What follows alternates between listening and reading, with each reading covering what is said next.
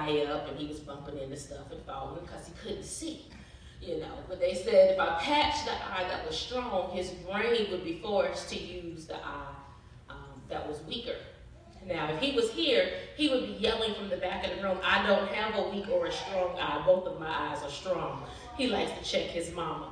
But according to his vision test, the vision is stronger in one eye than in the other. So when we found out, we've been to specialists in North Carolina, in Georgia, in California, in Germany, and back again in North Carolina before we finally found out that his problem was that his optic nerve never developed in the eye. So all the years that I was patching my baby and making him bump into stuff, that wasn't going to help. So kind of traumatized my baby. He don't do Band-Aids to this day because it reminds him of the patch he used to have to wear on his eye, Traumatized my baby for nothing, or so it seemed. And so when Randy reached out to me and she told me about her condition, it touched a place in my heart, and so I immediately wanted to help her because I could relate to her. It's something that my child experiences. Thankfully, he does have 20/20 vision in his other eye, so this doesn't prevent him from being able to live his life or to do the things that he desires to do.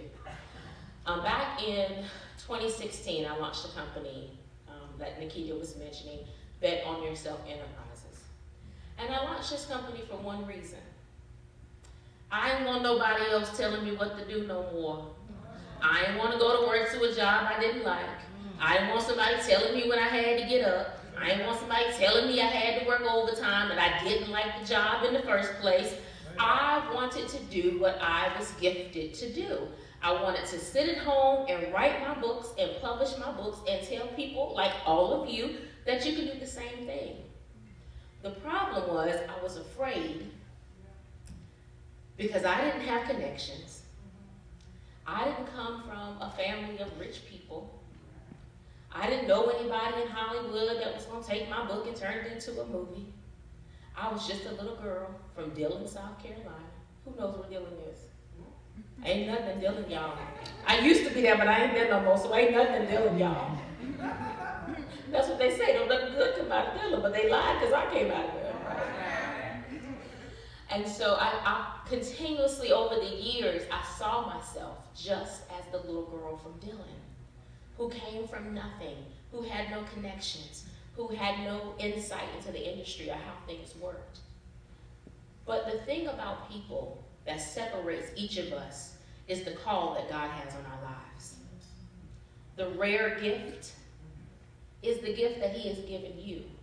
He's given me a gift, an ability to be able to tell stories in a way that holds people's attention and makes you want to hear more. That is my gift. I'm able to tell stories. I can talk a lot. I can talk very, very well about a lot of different things, right? I could make up a story about any one of you right now that will entertain this entire room. And now, that will be true, okay? But it's going to be entertaining. Somebody going to laugh. Somebody going to think it's funny. Now, you might not like me after I tell a story about you. I used to, when I would talk to people, I'd pick somebody out in the room and I'd tell a story about them, but then, I got to go home.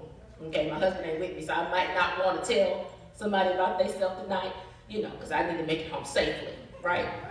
But I can do it on the spot. I can just make up a story about you. It ain't going to be true. You ain't going to like me. But I decided not to do that, anymore until I have a man, my security. But what the Lord challenged me to do was to stop seeing myself as just as the little girl from Dillon and to see myself as the woman that He created.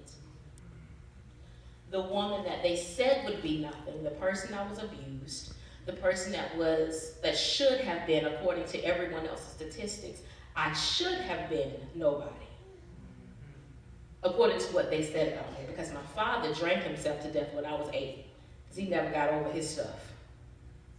And my mother was so broken, she didn't want to be here. More than one time, she decided she didn't want to be here.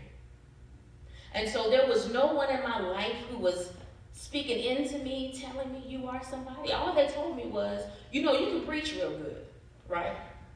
So then, you get to thinking that my only gift is preaching. And I didn't want to be a preacher. Can I tell y'all the truth? Yeah. I am a preacher, but I didn't want to be a preacher. That ain't what I wanted to do. I wanted to do something outside of the church. I didn't want to be church famous. Now, other people might be happy with being church famous, but that wasn't for me. Because I feel like the only person that's supposed to be famous in church is Jesus. That's how I feel. Other people don't agree, but I just didn't want everybody to come talk coming up looking like they was worshiping me. That wasn't a good look for me, right? I ain't trying to take no glory from God. So I said, Lord, I'll go and I'll talk and I'll do whatever you ask me to do, but I just can't see doing this and charging folks a whole bunch of money. And I like a lavish lifestyle.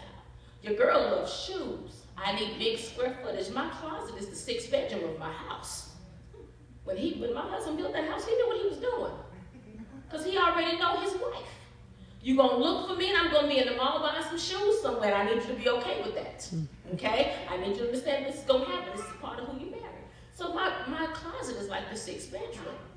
So I couldn't see how I was going to be able to go and do everything that I was supposed to do and not charge people.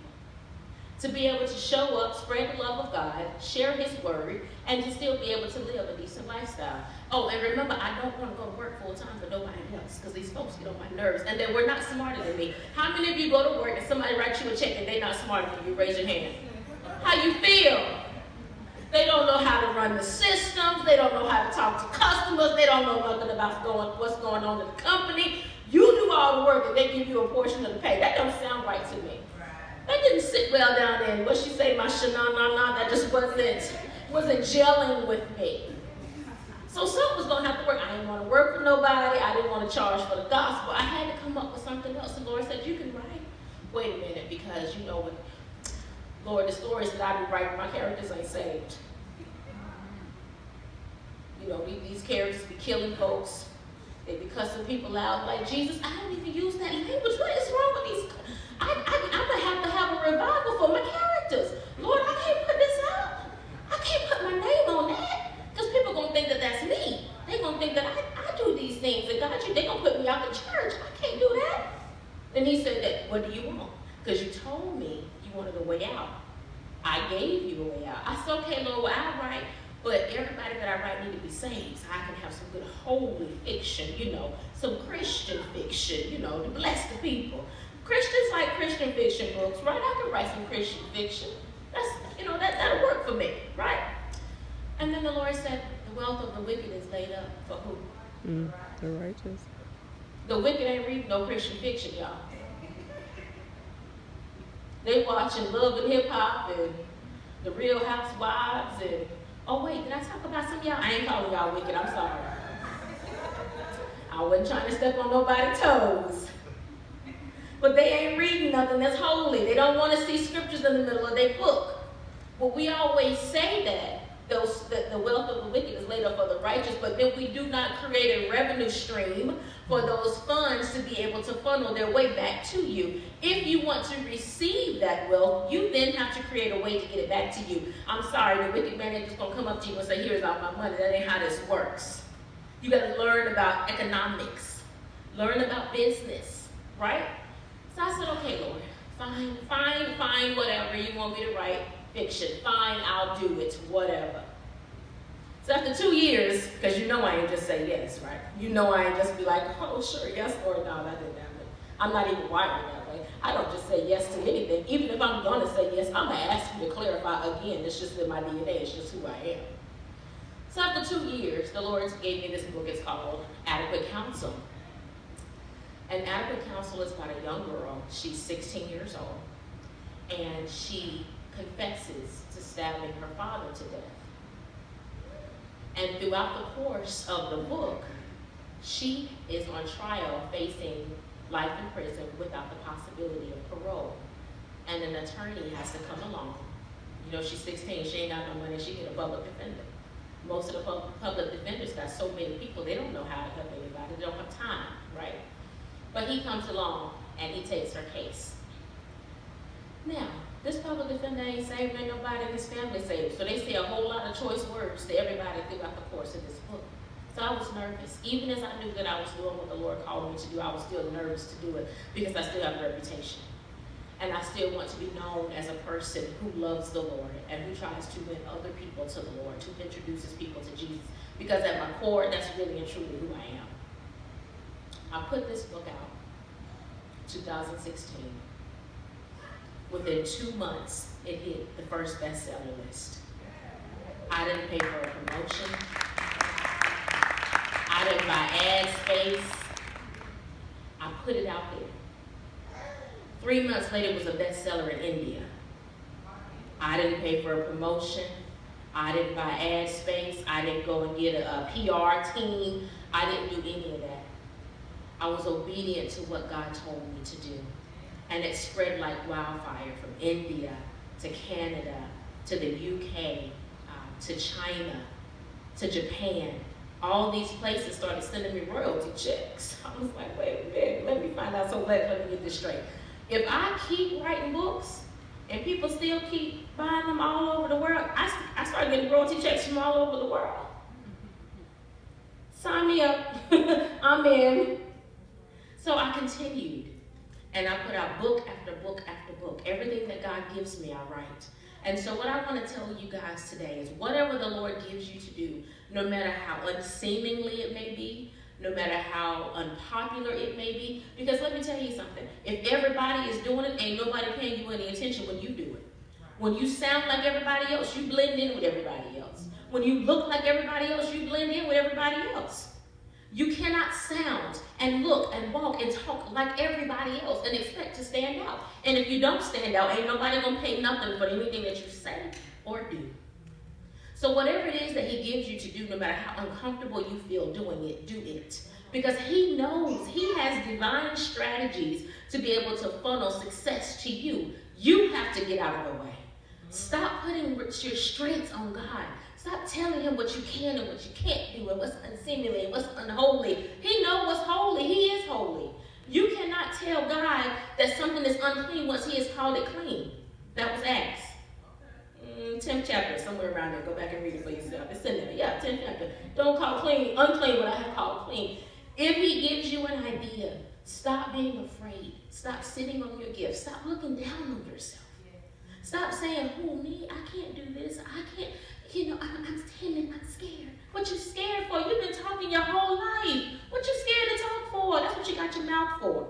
You're supposed to talk. If he gives you something to say, open your mouth and let it out. Stop being afraid of judgment. You know what judgment is? If you don't hear the words come out of somebody's mouth, you're just thinking they're going to say this and they're going to say that. That's your own self-torment. That is a trick of the enemy to keep you in bondage.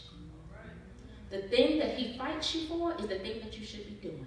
So if you feel that fight every time you want to step outside and do something different, that's how you know you're on the right track. Do that. Do what you are afraid to do, because if you don't, you're going to have what you always had. And if they talk about you, let them talk while you on your way to Cozumel on vacation. While you going to the south of France, they sitting back in South Carolina running their mouth. Go and live your life.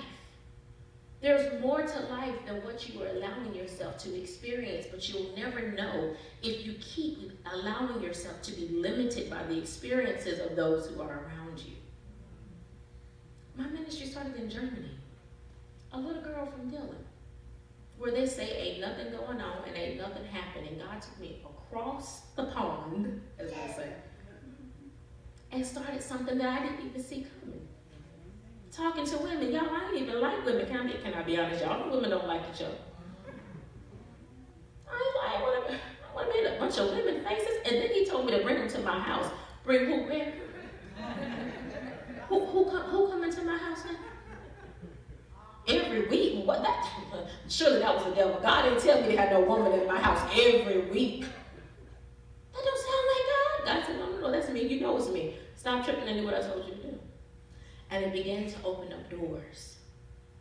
I wrote other books. I wrote books that are empowering. My latest release is called I Am Who I Am, and I'm finally cool with her. I accept all of me. You ain't got your boo, it's okay. I do. As long as me, Jesus, and my man, I'm going to need him to accept me too. As long as the three of us got it, we good. Nobody else has to approve of me. He approved me. When God approved me, when he put that stamp of approval on me, that's all I needed. So all of my mess, all the mistakes that I made, all of the dirt of my past, all that stuff is good. I'm cool with all of it. I know who I used to be, and I know who I am. And she's amazing. You better know it. If you don't look in the mirror and think you're amazing, what are you projecting for the rest of the world to see? Now, she don't always get it right, but that's okay too. That's how Jesus came. If I was going to get it all right, I wouldn't have needed a Savior. Mm-hmm. He already covered my mistakes back on Calvary, so I'm good. Right? So I can get get up every day and bet on myself, I can take a chance on me. Because guess what? God put some good stuff in me. I'm made in the image and the likeness of the Creator. I'm not a terrible, wretch, undone like they try to teach us in church when we was little kids. No, my spirit is perfect. Not a flesh, and that's a whole other story. We crucify that every day, so it's all good. We take care of that. But the spirit is perfect. The spirit is a reflection of my Father, and He is perfect. So because of that, I can do the thing which seems uncommon. God does not change, but His methods do. We ain't reaching people through tent revivals like we used to 50 years ago. They don't come, y'all. They ain't coming to the tent revival. You know who come? The same saints that's been coming for 40 years. That's who come to the tent revival. And if that's what works for you, so be it. But if you have children, you got to know how to relate to a younger generation. You got to know what these kids talking about. Ain't no slang that come through my house that I don't know. And if I don't know it, I Google it. Google is my best friend. Because what they not going to do, because I got 6'2", honey, I know. What they're not going to do is be having a conversation around me, be talking about something crazy, and laughing because mama don't know. Don't Google, mama know. I know what song you singing. Because what you're not going to do is be disrespectful up in here, up under my nose, making me look crazy. You have to be relatable, guys. We are to be holy, but we're also to be relatable. That's how you reach people. And you show them something that they've never seen. And then eventually somebody is going to say, tell me about God. What makes you different? Why are you always smiling even though you're down? How are you able to pull yourself up out of nothing? How are you able to go from a house with no bathroom and no running water? That was me. That's what I came up in. To a beautiful, built from the ground up, 5-bedroom, 3-bath home. Jesus. Because I followed His leading. Because I did what He told me to do. How were you able to go from a terrible, horrible, no good, very bad marriage to the marriage that's better than you ever dreamed of? Jesus. Because I did what He told me to do. How are you able to smile in the face of the people that hurt you with a genuine smile, with no bitterness, with no negativity in your heart? Jesus. Because I did what He told me to do. Live out your passions. Stop holding it inside. Talk to somebody, smile at somebody, and tell somebody about Jesus through your gift. Your ultimate form of worship is giving back to God what He gave to you by yielding all of yourself. If your gift is dancing, twirl like your life depends on it. I mean, you better twirl. Twisted angle and all. Twirl, baby, twirl. That's how you get it out there. Give Him all of you. You can sing. I don't care what you sing. Sing for Him. Just because the lyrics might not be talking to Him, that doesn't mean that you can't sing for Him. Get rid of the religious spirit. Do it the way that He gives you to do it. You ever seen videos of Fantasia concert? Fantasia got on a leotard and no clothes, and she on the floor worshiping Jesus, and everybody in the crowd got their hands up crying. You mean to tell me that ain't worship? Because people will go to an arena, but they won't come to church. They'll go to a football game, but they won't come to church. They'll go to the club, but they won't come to church. Now, don't go to the club because some of y'all ain't delivered. If you ain't delivered, that ain't your place to go. Only go and know what your strengths and what your weaknesses are. Don't go to the club. If you go to the club and you hear the music and you try to, put it, don't do that. That ain't for you. That ain't your area. But if you like the grocery shop, some of y'all live in the grocery store. Honey, I don't understand that. I can't stand the grocery store. I'm in there now as quickly as I possibly can. Some of y'all like to peruse up and down every aisle. It's the same stuff that was there last week. Every single aisle, you were up and down. Stop and smile at somebody while you in there, because apparently your ministry is the grocery store. That's your vineyard. Stop and smile at somebody. You see them same cashiers, you know the cashier name, you know their baby's name, the grandbaby, you know their business, you know when the kid got married. While you doing all of that, tell them about Jesus. Whatever your form of worship, yield it back unto Him the best way that you know how. Amen? Love you guys.